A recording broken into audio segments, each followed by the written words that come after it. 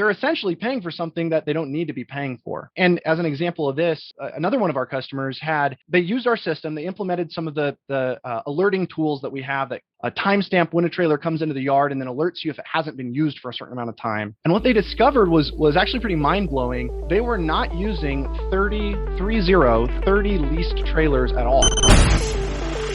Growing a business requires a holistic approach that extends beyond sales and marketing. This approach needs alignment among people, processes, and technologies. So if you're a business owner, operations, or finance leader looking to learn growth strategies from your peers and competitors, you're tuned into the right podcast. Welcome to the WBS Podcast, where scalable growth using business systems is our number one priority. Now, here is your host, Sam Gupta. Hey everyone, welcome back to another episode of the WBS Podcast. I'm Sam Gupta, your host and principal consultant at digital transformation consulting firm Elevate IQ.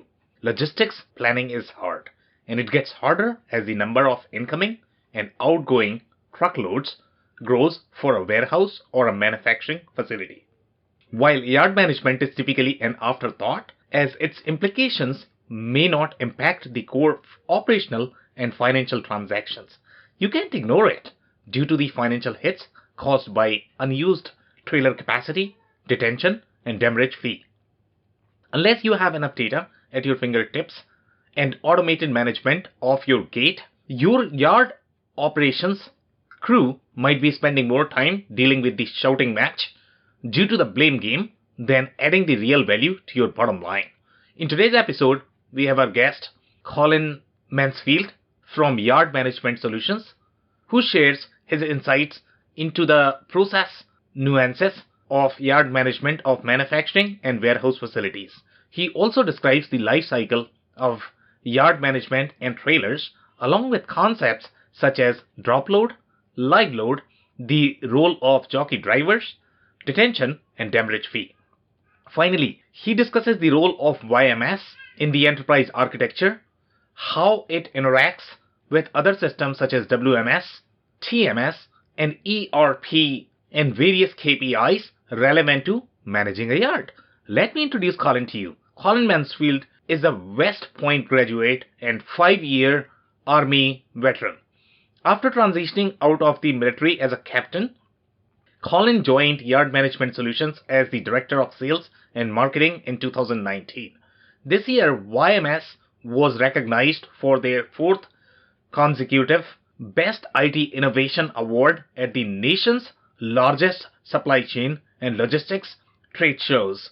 Colin has implemented YMS for companies with over $1 billion in revenue, saving them upwards of $500,000 per year. With that, let's get to the conversation. Hey, Colin, welcome to the show. Hey, Sam, how you doing, man? Hey, I am doing wonderful, and I cannot tell you how excited I am for this episode. We have been thinking about this one for some time now. So this is going to be so exciting to dig into all the nuances that we have in the yard management. Just to kick things off, do you want to start with your personal story and your current focus these days, Colin? Absolutely. Well, it's great to be on the show, and I appreciate you making the time. I love listening to your show, and the interviews are always entertaining. So I hope we can keep today's interview entertaining too. Yeah, my name's Colin Mansfield. Originally, I'm from Boise, Idaho. Before this, I was in the U.S. Army for 9 years. I did 4 years at the United States Military Academy at West Point, and then I was 5 years in as an active duty officer working in air defense artillery. Yeah. Back in 2019, before we had all the craziness with the pandemic, I transitioned from the Army as a captain, and I started working as the Director of Sales and Marketing where I'm at now, which is Yard Management Solutions. Yeah. A little bit about why I'm even interested in logistics and how I got into this. Yeah. When I was in the Army, I learned how military operations are sourced. And I noticed that a lot of times the inefficiencies that we'd experience in the supply chain of just getting stuff from the U.S. overseas, or if we were just doing an operation in the U.S., getting it over to where we were, came back to really one main area, and that was visibility. We didn't know, a lot of times we didn't know where stuff was. Yeah. We didn't have the integrated tools to figure that out. So that kind of came full circle when I got the job working for Yard Management Solutions. Currently, my focus is on onboarding and developing new customers. Typically in the logistics, supply chain, and material handling industries. We'll talk about some of the other interesting industries later on, I'm sure. But I'm also focused on further developing our internal processes at YMS. Okay. Yeah. We're moving towards rolling out an updated version of our software. We're calling it YMS 2.0, which we're really excited about. So that's kind of where I'm at right now. Okay, that's very interesting. And from my personal experience, I have spent a lot of time in the all facets of logistics, whether you talk about the logistics arm of a manufacturer, or you are talking about a transportation provider, or you are talking about 3PL. One of the things that is consistent across the board is going to be logistics is not easy. Okay, it's never ever easy just because of the kind of moving parts that we have in the equation, and predictably delivering something on time so that we can all eat is more difficult than it actually appears or sounds. Truer words have never been spoken, man. That is absolutely right on. Yeah, so we are going to dig into all of that. Obviously, our core of the conversation is going to be around yard management today. But before we do that, we have one of these standard questions for all of our guests, and that is going to be your perspective on business growth, Colin. I love this. And it's interesting listening to all the different interviews. Everybody has such a unique take on this question. Yeah. For me, I believe that business growth, is intimately tied to customer service. Yep. Providing a great tool, great functionality, and great data, all that is great and is wonderful, but it's not enough. So engaging with customers, identifying their challenges, providing them with really what they specifically need, not just in general, and then responding to their feedback. I'll probably talk a little bit more about creating short feedback loops a little bit later, but really listening to them. Yeah. And then continuously improving. Part of customer service certainly means delivering a product that works really well, but not just as functional, is also really easy to learn and simple to use. So I think that customer service doesn't start with a product launch. It doesn't start with implementation. If that's where it starts, I think you're too late. Yeah. It starts with that first investigative call, that first demo, that first discussion. So for YMS, where we're at, our growth has been tied not just to delivering a product that has great value and all the wonderful things that you'd expect from a cutting edge software package, but more so the high level of customer service that we really target and we focus on. And we discovered that those short feedback loops, listening to a customer and then immediately sort of taking what they say and implementing that, has just been huge for us. One example I can give, we go to trade shows, Modex out in Atlanta, ProMat out in Chicago. These are big logistics and supply chain focused trade shows, material handling. And for the last 4 years, we've gone and we've been recognized, or we've won awards for best IT innovation. And I wish I could tell you that we're all smart enough that we just sit in a room, we come up with these genius ideas that, nobody's ever thought of this before. That would be great if that's what happened. That's not how it works, though. We develop these relationships with our customers. We listen to them.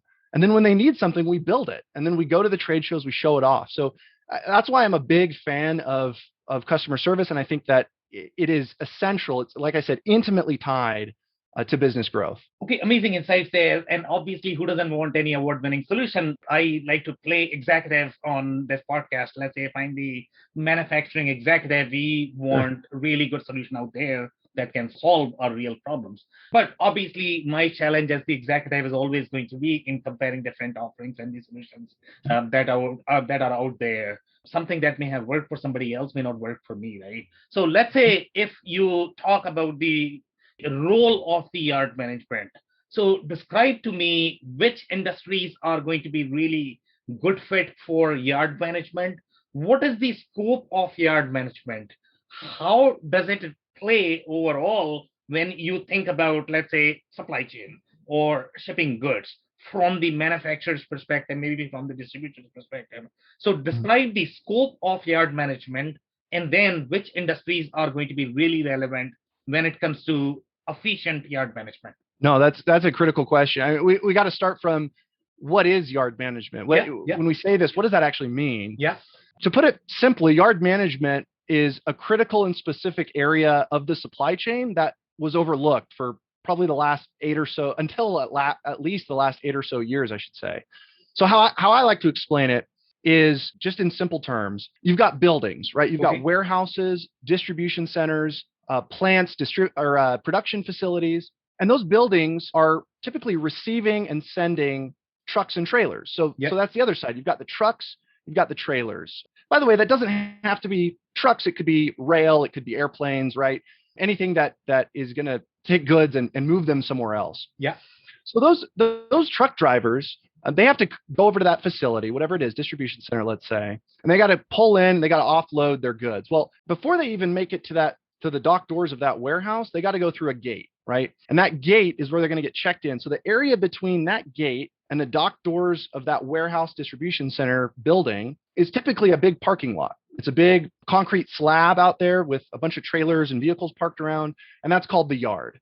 Okay. The yard has traditionally been managed very manually using things like clipboards, pieces of paper, maybe an Excel spreadsheet here or there, which introduces a lot of complexity. When you think about a yard, you might just say, oh, it's a parking lot. We just put stuff out there, right? But you multiply that by 100 trailers per day, let's say 300 parking spots, maybe 50 to 80 dock doors, the level of complexity goes up significantly. So I would say for years, the technological focus in the supply chain has been on other key areas of how we move products around. For example, the warehouse, like I mentioned, those buildings, adding in not just hardware, certainly great scanning tools and RFID and those sorts of things, but also software. And same thing on the freight transport side, GPS, ensuring that drivers are given the most ideal route from point A to point B. But that Venn diagram, you'll notice, kind of misses that point between the warehouse and the driver, and that's the yard. So it's been left behind, it's been overlooked. So we talked about those over-the-road drivers. Before those drivers even show up at the facility, really the first step in all this is to have an appointment, to generate an appointment at some level. And that appointment is usually going to be made before that trailer gets there. And it might include information relevant to the load. So, a bill of lading, perhaps, what's inside the trailer. It might even have things like a trailer number if we're getting a little bit more specific. Yeah. Once that appointment has been generated, hopefully the driver hears about that appointment and has the information and knows when they're supposed to show up at the facility. Yeah. When they arrive at that facility, I mentioned the gate. That's the first step. So they gotta go in through the gate. A lot of yards have employees that are at the gate that are checking, verifying that the appointment is there on time, that it's the right load, it's the right information, doing a little check. Sometimes it's security personnel, just ensuring that the perimeter is secure. So the trailer gets in through the gate. Once that trailer is in the yard, there's many different things that could happen, but two main scenarios. The first one is what we might call a drop load. And when we say drop load, what we're talking about is the semi-truck and the trailer are hooked together. They come in, that semi-truck goes to a spot in the yard, a parking spot with lines around it. He physically drops the trailer off there, and then that semi-truck leaves. And the trailer is now in the yard by itself. Yeah. So that's a drop load. A live load situation is a little bit different. In that case, the semi-truck and the trailer stay together. They come in, and typically they're going to go straight to a dock door. Okay. They're going to go straight there. They're going to get processed, load or unload, and then they're going to leave. So to kind of hone in then, focus on that drop load scenario for a minute.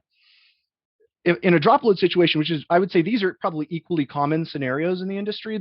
One doesn't necessarily happen more than others, though specific companies are probably focused on one over the other. That drop scenario, though, introduces all these interesting things that have to happen now. So that trailer's in the yard. It has to get to the dock door somehow. Yeah. So facilities usually employ what are sometimes called jockey drivers, shunter drivers, yard drivers. And it's almost like the vehicle is almost like a miniaturized semi-truck that pulls this trailer around. It puts it at the dock doors, puts it back into the yard. Communicating with those jockey drivers becomes very important, telling them, hey, the trailer was parked here. It needs to go to dock door 132 next. And then, by the way, now your second move, after you do that, you got to move a trailer from the other side of the yard to another spot. And then your third one. So you start developing a list of moves throughout the yard. So let's say, for example, that jockey driver picks up the trailer. They move it to the dock door. So this is the next kind of link in the chain, is what happens at the docks. Typically, dock doors, they're either going to be loading or unloading product. Yeah. So being able to track when a trailer is being unloaded, when it's done being unloaded, so you can get it off the docks, is very critical. And then the process kind of goes in reverse, right? So then the jockey driver picks it back up from the docks, moves it back to the yard. The semi-truck shows up, probably with another appointment. picks up the trailer later on, drives it off the yard, and they go out through the gate. So that's a very standard sort of nominal, if you want to call it, yard setup. And it shows you how you might look at a parking lot and say, okay, I got it. We need to know where things are. Yeah. But suddenly we're talking about dozens of employees, potentially more, Yeah. 24 hours a day, hundreds of trailers in the mix. It becomes very, very easy to lose track of what's going on. So this is very interesting. Obviously, the yard management is going to be super critical in understanding, when you're coordinating with a lot of different trailers. And I don't know how many industries are going to have a lot of drivers and a lot of trailers dropping in. Obviously, if you are looking at the large distribution centers, there's Right. going to be a lot of traffic there. And obviously you need some sort of, command and control that you can utilize to be able to take advantage of this. But when we look at the overarching picture, let's say if I'm the CFO, this seems so far what you have explained.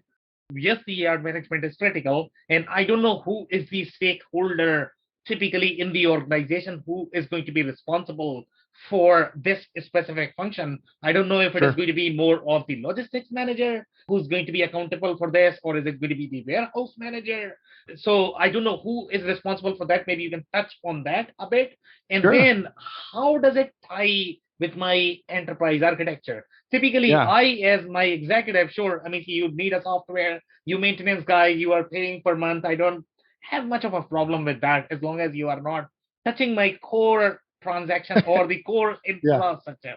But obviously, if you are going to touch anything that is going to impact any other department, I'm going to be slightly more concerned about this. So in your opinion, is it a completely siloed operation that an organization has, or does it communicate with anything else in the organization, and who's going to be responsible for this? Those are all great questions. Well, let's start from the top. Let's talk about those industries you asked about earlier. And how I often respond to that is the standard thought is, logistics supply chain. I'm not in logistics supply chain. Don't need a YMS. Don't need a yard management system. What I'll say is that it's really any industry that needs to physically track and move product. I mean, we're talking anything from specifically retail, vehicle manufacturing, raw product manufacturing, like steel, for example, bulk transloading, things like taking raw grain and moving it from a truck to a train or vice versa. Yeah. As well as opportunities like cold storage. We're talking refrigerated units here. So that could be supermarkets, that could be freezer entities. And then within each of those, your question about like who's concerned with this. Yeah. It's interesting because we get approached by people from all over the company. Because really what it comes down to is who's the first one to realize that this is an inefficiency that can be solved. More often than not, it's somebody like a transportation manager, transportation director. Yeah. It could be even as high as a COO or a CEO. Sometimes C-suite reaches out to us. Director of operations is very common. But a lot of times, the first person to acknowledge that this is a challenge might be somebody like the IT director, somebody who goes, hey, we have all these disparate systems, to your point, all these systems out there. We're missing a YMS piece, and none of these systems talk to each other. It'd be a lot easier for my job as the IT director to have something that kind of connects the dots here. So those are typically the people that are most invested and interested. But what I'll say is that I've had conversations with even just general employees at facilities who go, man, if I had a way where I could see my dock doors, like physically on a map, see them, and know which trailers are in them, it would just speed up. I wouldn't have to go walk out and check what's out there.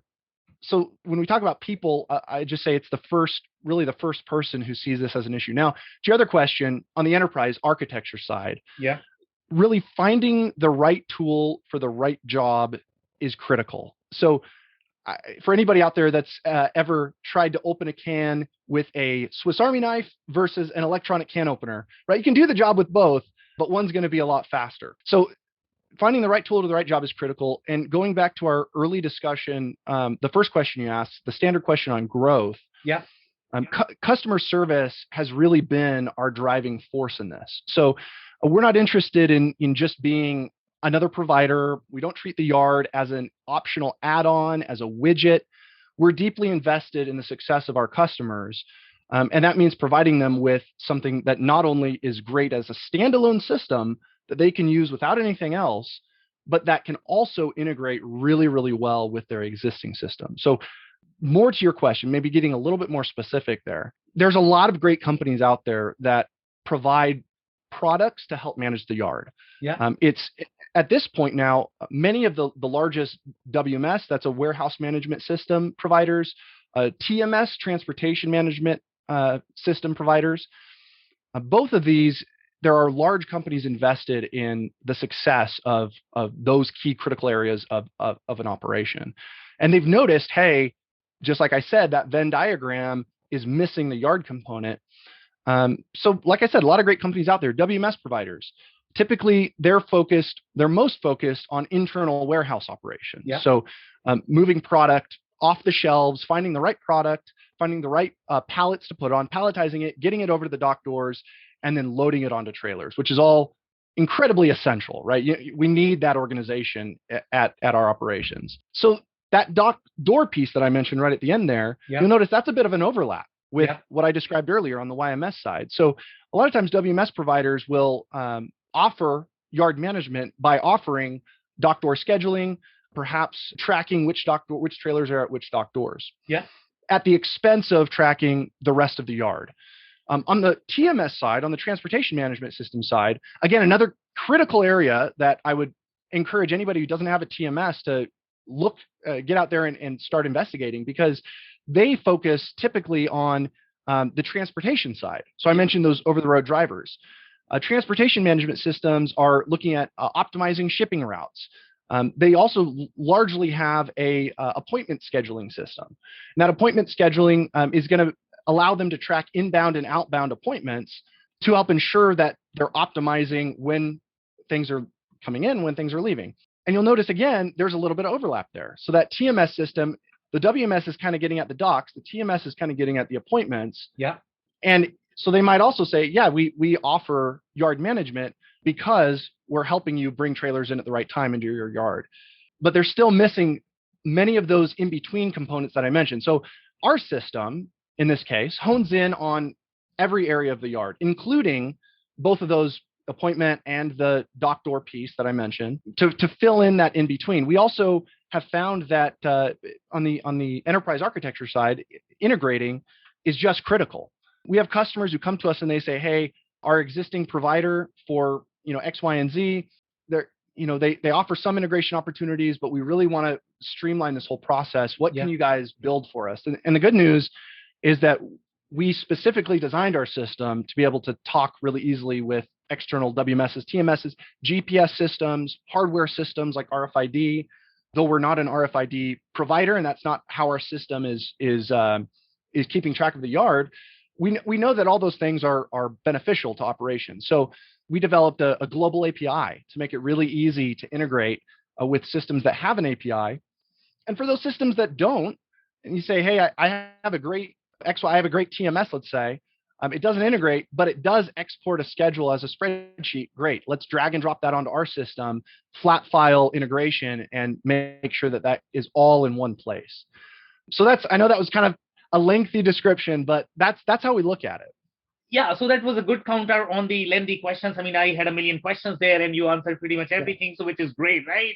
So Okay, obviously, good. the answer had to be lengthy. Okay, great. So now, I'm actually going to do a little bit of praise from the executive perspective to make sure that we are connecting the dots here, right? So let's say, I mean, if we talk about the standard WMS warehouse TMS functionality, so as the CFO, as the CEO, as the VP of operations, I'm actually going to get calls if my customers are not getting the goods, if they are not getting shipped timely, and if I'm not able to connect the dots, and probably I am not getting settled in. So that's where I am going to be asking, okay, can I really do the traceability of my transaction and find out, where the problem is, right? So obviously, when you look at the standard WMS, TMS, warehouse functionality, all of that plays part in tracing the entire chain where the goods are sitting in a life cycle where the customer may be impacted. Now, let's talk about yard management. Obviously, this is a great piece, but I'm actually trying to connect the dots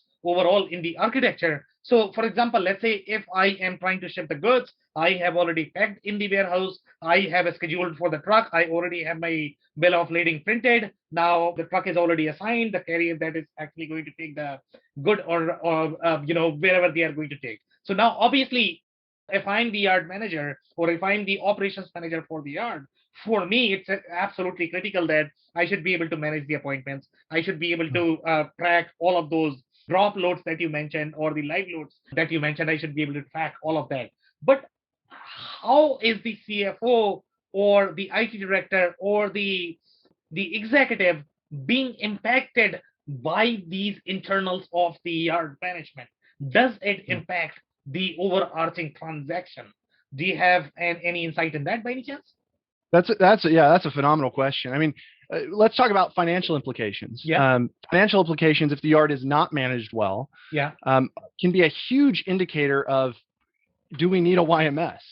Sure. And what I'll tell you is there's each element of the yard that I went through in that kind of tracking the life cycle. There are financial implications for not managing each of those areas, but I'll hone in on three main ones that I think are really critical. Okay. The first one is fees, detention, specifically detention and demurrage fees. Okay. These fees come into play when a facility is holding on to a trailer for too long. Okay. And generally, this is an indicator that somewhere else in the yard, there's an inefficiency, there's a slowdown at some stage in that processing the trailer, right? So detention fees are bad, but they're also an indicator that there's room for growth here, room for improvement. Yeah. I've seen, as an example, I've seen customers come to us. One of them had a $500,000 detention spend annual. Interesting. And at that level, right, that becomes almost like a budgeted item that you're just counting on paying. Incredibly high, and perhaps listeners out there are going, oh my gosh, largely detention spending is not that high. But just as a case study, 3 months after bringing YMS on, they cut that detention spend in half. And since then, it's just been steadily decreasing. So it's a huge opportunity to not only identify, okay, where is the inefficiency happening, but also increasing the bottom line. I mean, eliminating an unnecessary fee. The second, so that's number one. That's like hard cash, right? That's a like easy one to understand. Yeah. The second one is a lack of visibility on leased trailers or rented trailers. So a lot of times what operations will do is they will rent or lease trailers to augment either their existing fleet or just because they want a fleet of their own to be able to manage, to move product in and out of their facility. Lease trailers are a great opportunity, and certainly nothing against them out there. The challenge can become for that operation that's purchasing those or renting those trailers, if they don't know how many trailers they need, or even better yet, after a period of time, how many they're using, they're essentially paying for something that they don't need to be paying for. And as an example of this, another one of our customers they used our system, they implemented some of the alerting tools that we have that timestamp when a trailer comes into the yard and then alerts you if it hasn't been used for a certain amount of time. Yeah. And what they discovered was actually pretty mind-blowing. They were not using 30 leased trailers at all. And that became a very easy, okay, cut that. That's I mean, we're talking about $500 a month each, 15 grand a month total. You're looking at 180 grand a year just in, we don't need that. Yeah. So another easy one. And then the last one I'll say, this one's probably the most, you could call it hidden or difficult to see from the outset, but nevertheless a huge financial implication, and that's at the gate. So when a trailer comes into the gate, that guard shack, that gatehouse we talked about earlier, an employee has to be there, right? Typically for a single gatehouse, usually there's probably 2 employees. And then you multiply that by however many gates a customer has, whether it's just 1 for a smaller operation or if it's 5 or 6 for a larger operation, doesn't matter. You're paying an employee 24 hours a day to be there. The challenge is that employee is waiting on trucks to come, and in between when trucks are coming, or worse yet, during a slow period of the day when very few are coming, they're getting paid to really not do anything. And so again, nothing against those employees. They're probably doing their jobs very, very well. But it's an inefficiency in the yard. And so one of the things that I highly recommend that we've instituted as a part of our YMS system is implementing an automatic gate system.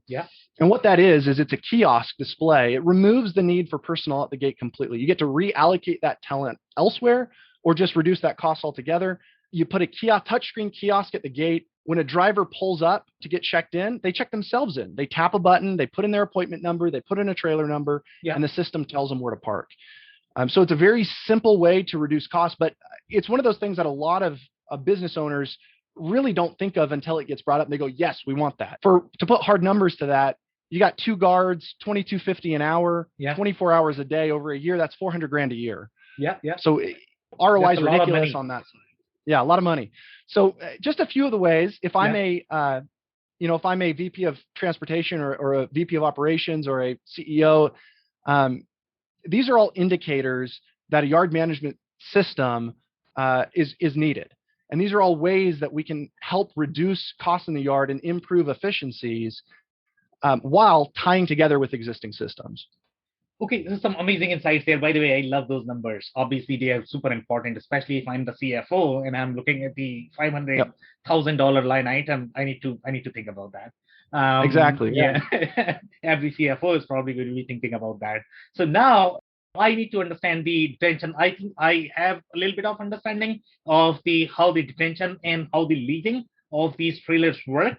So why is there a detention fee, or is this charged by, let's say, the transportation companies? Because they are saying that, hey, you know what? I have dropped your trailer right now, and I am asking you to unload this within 2 hours, and I'm going to pick up this within 2 hours. And if you don't do that, then I'm actually going to be charging you because I cannot utilize that asset for my own operations because of your own inefficiency. So that could be one thing. And then the second piece that you mentioned related to the leasing. Okay, so how does the leasing work? Can you describe that a little bit more? Why is the leasing required for these trailers for companies? I don't know if these are going to be transportation companies or these are going to be the manufacturing companies that are going to be leasing out. But if you can expand more on that, that'll be super amazing.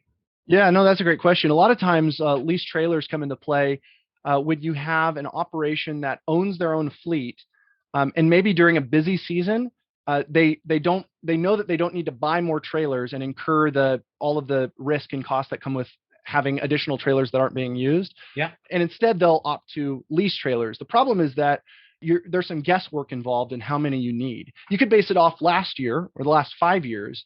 But ultimately, if you don't know for sure what's going to happen this year, which nobody does, then there's a high likelihood that you're going to either choose too few or too many. Too few, you're going to notice right away because there's going to be a hard time moving goods around. Too many, you're not going to notice. And so that's where that hidden cost kind of comes into play. The other time you might lease trailers is if you're an operation that doesn't have your own fleet and you'd prefer to move product yourself, perhaps as an in-between. When you're looking to buy your own fleet or looking to buy your own trailers, you might lease trailers in the in-between. And again, if you're new to it and you go, okay, I think we need this many, and then you don't, it's very difficult to know that unless you have somebody who's sitting there keeping track of every single move and every single load that's happening. And some organizations do have that. Again, that's a manual. Now you're paying somebody to sit there with a piece of paper and track things. So we want to help remove all that manual labor, provide instant awareness.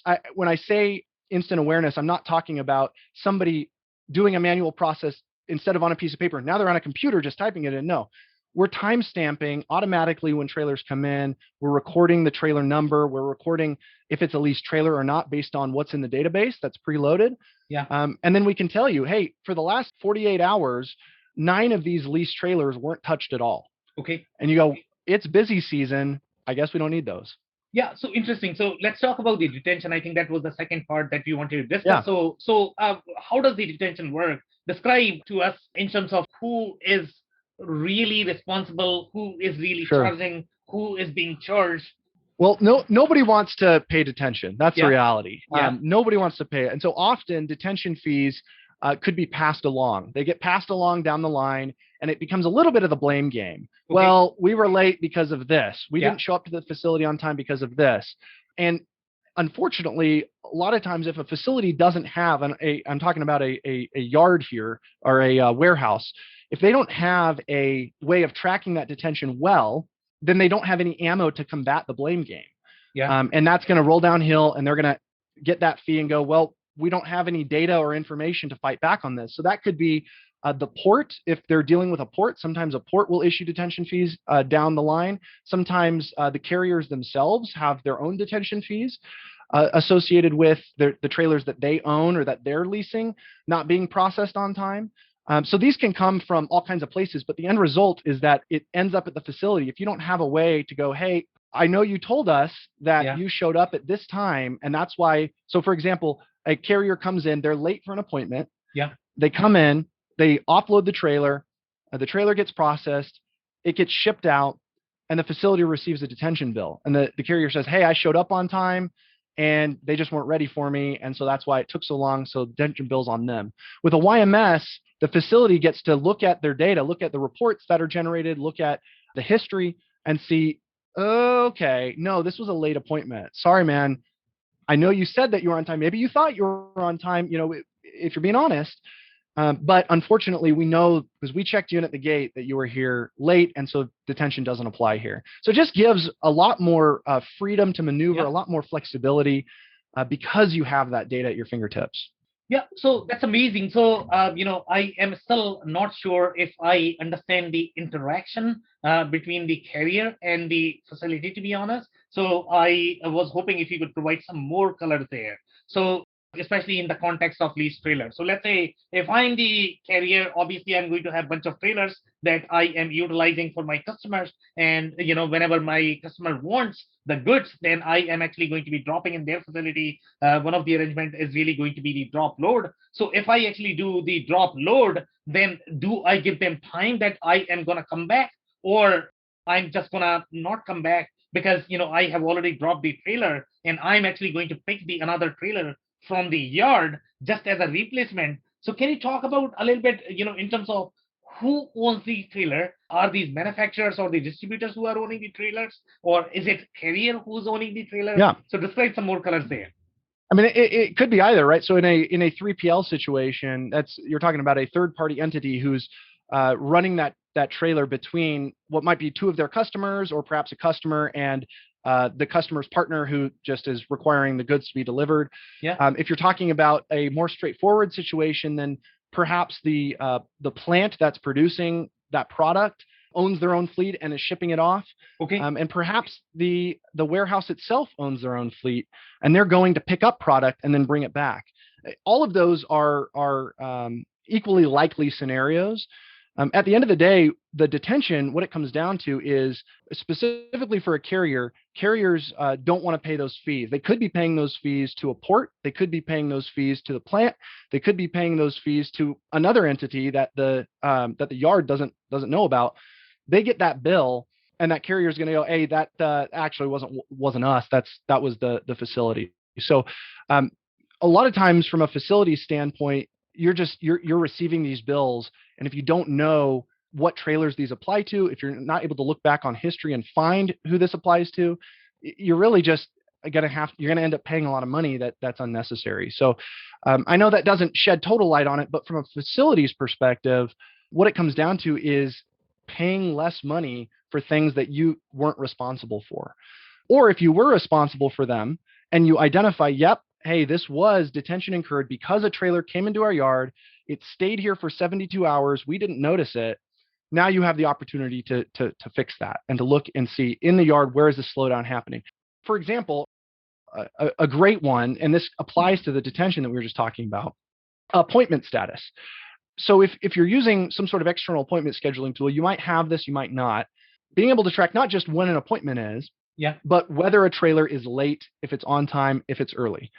That's key. So you need some checkpoint that is dependable that can identify that the trailer has arrived.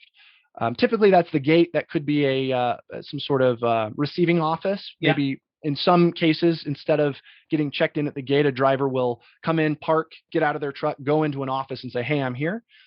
Either way, to have a way to track that and a button to press that says, yep, this guy's here, and to get that timestamp is key. So that's one KPI. The next one that I'll talk about is turn times. Turn times are kind of a hot topic in the logistics industry. Really, all it is the amount of time that it takes to bring a trailer into the yard, process it, and get it off the yard. A turn time is essential. Getting low turn times being able to process a trailer very, very quickly.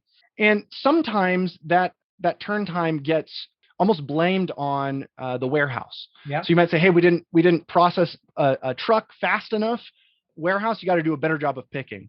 But as we've seen in the yard, there's a lot of different things that happen before that trailer even gets to the docks, right? So turn times are key. The other one is dwell times. Dwell times do apply a little bit more specifically to the docks because now we're talking about how long a trailer is at the docks. So it's almost like a time frame within a time frame. Yeah. Dwell times are within turn times, but now it's a specific KPI that applies to how quickly a trailer gets on and off the dock.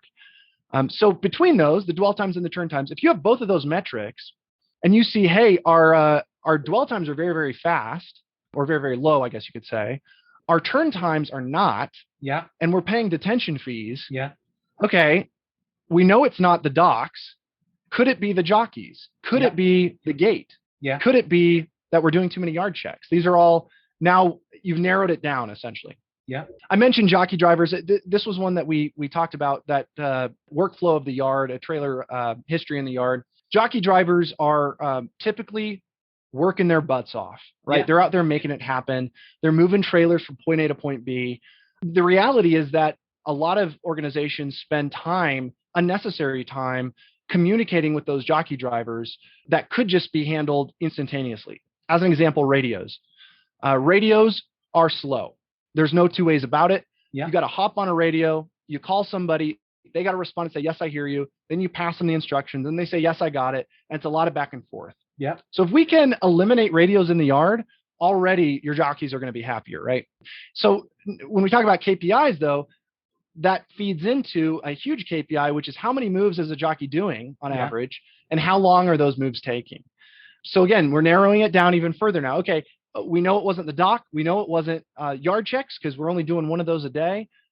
Okay, do we have enough jockey drivers, or are our jockey drivers able to respond and process moves fast enough to avoid paying things like detention? Okay, and I mean, those are just some examples of metrics. I'm sure we could get into others if you'd like. But when we talk about those unnecessary fees like leased trailers, like paying detention and demurrage, like the automatic gate, really what we're looking at is reducing the amount of time that it takes to process a load, reducing the amount of time it takes to bring a trailer in and to process it out, that turn time. Yeah, amazing. So that's it for today. Do you have any last minute closing thoughts or remarks, Colin, for our listeners? No, this has been a lot of fun. I love digging into it and kind of peeling back the layers. You're great at doing that, Sam. I guess if I could give any advice to any, whether it's a C-suite, somebody out there that's listening to your show, or even if it's somebody that just goes, hey, I work at a facility and man, I think we could use this. If you don't already have a dedicated YMS, or if you're not sure you have one, check it out and get one. It's going to not only provide huge opportunities for minimizing costs, but also increasing efficiency. When you're looking for YMSs, you're comparing them. Look for something that's easy to learn and simple to use. Make sure your employees don't have to learn how to manage a database to manage a yard. And then look for something that provides real-time visibility. Visibility doesn't mean an updated spreadsheet, and it doesn't mean a columns and rows of database entries showing when trailers arrive. It means a map. It means being able to see where a trailer's at and action on it. My personal takeaway from this conversation, which is going to be, obviously, when you look at any functional area in any operation, there are always going to be opportunities. And even in case of yard, you seem to have a lot of moving pieces, a lot of different KPIs that a lot of manufacturers or distributors might not be tracking or might not be tracking the cost. So it is really important to pay attention to these things. But unless you have a system that can provide you the visibility, you will not be able to track all of those. On that note, Colin, I really want to thank you for your time. This has been a fascinating episode. Hey, thank you, Sam. Really appreciate it, man. Have a great rest of your day. I cannot thank our guests enough for coming on the show, for sharing their knowledge and journey. I always pick up learnings from our guests, and hopefully you learned something new today. If you want to learn more about Colin or yard management solutions, head over to yardmanagementsolutions.com. It's yardmanagementsolutions.com.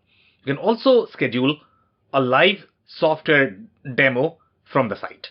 Links and more information will also be available in the show notes. If anything in this podcast resonated with you and your business, you might want to check other related episodes, including the interview with Michael Peitel, who shares how he can create a far more precise digital twin of the warehouse by mapping warehouse workers in the system.